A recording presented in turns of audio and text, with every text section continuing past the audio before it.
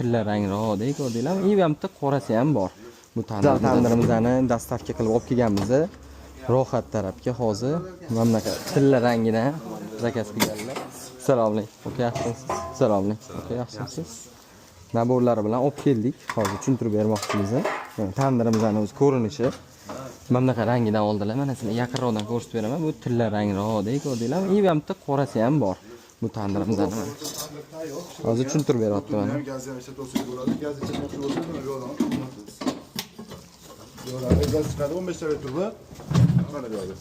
Ishlattiradi. Agar o'tinni qiladigan bo'lsangiz, qo'lni kuydirmaslik uchun cho'g'lab yoqadigan, olov yopadigan joy, yonadigan joyi o'zini yoqadi faqat.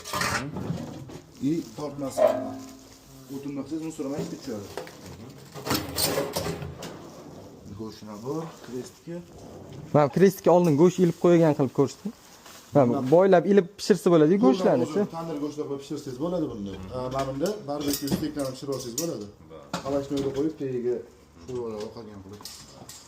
Gazda ham o'tinda ham ishlaydi. To'liq ko'rsatilgan. Krishkasi, issiqcho'lisi bitta o'sha. Bu tayyor bo'ladi. Ana oldin tandirlarni 3 kun pishirib qo'yish kerak bo'lardi-yu. Bu tayyor. Olasiz, ishlatib ketaverasiz. Olovni yoqib.